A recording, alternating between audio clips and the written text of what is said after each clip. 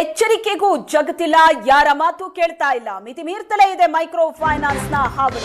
ರಾಜ್ಯಾದ್ಯಂತ ಆಕ್ರೋಶ ವ್ಯಕ್ತವಾದರೂ ಕೂಡ ಫೈನಾನ್ಸ್ ನ ಭೂತ ಮರೆಯಾಗ್ತಾ ಇಲ್ಲ.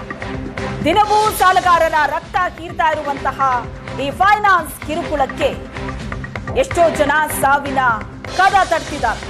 ಹಣಕ್ಕಾಗಿ ಹೆಣ ಉರುಳಿಸ್ತಾ ಇರುವಂತಹ ಮೈಕ್ರೋ ಫೈನಾನ್ಸ್ ಹಾವಳಿಗೆ ಬ್ರೇಕ್ ಹಾಕೋದಕ್ಕೆ ಈಗ ಸರ್ಕಾರ ಮುಂದಾಗಿದೆ. ಸುಗ್ರೀವಾಜ್ಞೆ ಅಸ್ತ್ರವನ್ನ ಪ್ರಯೋಗಿಸ್ತಾ ಇದೆ. ಸಿಎಂ ಎಚ್ಚರಿಕೆ ಕೊಟ್ಟರೂ ಕೂಡ ಜಗ್ತಾ ಇಲ್ಲ, ಯಾರ ಮಾತನ್ನು ಕೇಳ್ತಾ ಇಲ್ಲ. ಮೈಕ್ರೋ ಫೈನಾನ್ಸ್ ನ ಹಾವಳಿ ಮಿತಿ ಮೀರ್ತಲೇ ಇದೆ. ರಾಜ್ಯದಾದ್ಯಂತ ಆಕ್ರೋಶ ವ್ಯಕ್ತವಾಗ್ತಾ ಇದೆ. ಆದ್ರೂ ಸಹ ಫೈನಾನ್ಸ್ ನ ಭೂತ ಮರೆಯಾಗೋ ಲಕ್ಷಣಗಳು ಕಾಣಿಸ್ತಾ ಇಲ್ಲ.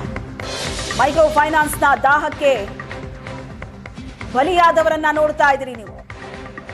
ಮಿತಿ ಮೀರ್ತಲೇ ಇದೆ ಮೈಕ್ರೋ ಫೈನಾನ್ಸ್ ನ ಹಾವಳಿ. ಸಿಎಂ ಈಗಾಗಲೇ ಎಚ್ಚರಿಕೆ ಕೊಟ್ಟಿದ್ದಾರೆ. ಆದ್ರೆ ಆ ಎಚ್ಚರಿಕೆಗೂ ಯಾರು ಜಗ್ತಾ ಇಲ್ಲ. ಪ್ರತಿನಿತ್ಯ ಸಾಲಗಾರರ ರಕ್ತ ಹೀರ್ತಾ ಇರುವಂತಹ ಫೈನಾನ್ಸ್ ಹಾವಳಿಗೆ ಬ್ರೇಕ್ ಹಾಕೋದಕ್ಕೆ ಇದೀಗ ಸರ್ಕಾರ ಮುಂದಾಗ್ತಾ ಇದೆ. ಫೈನಾನ್ಸ್ ನ ಕಿರುಕುಳಕ್ಕೆ ಬೇಸತ್ತು ಎಷ್ಟೋ ಜನ ಸಾವಿನ ಕದ ತಟ್ತಾ ಇದ್ದಾರೆ.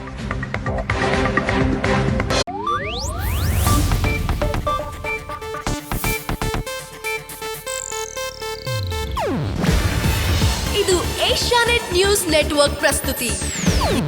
ನೀವು ನೋಡ್ತಿದ್ದೀರಾ ಏಷ್ಯಾನೆಟ್ ಸುವರ್ಣ ನ್ಯೂಸ್.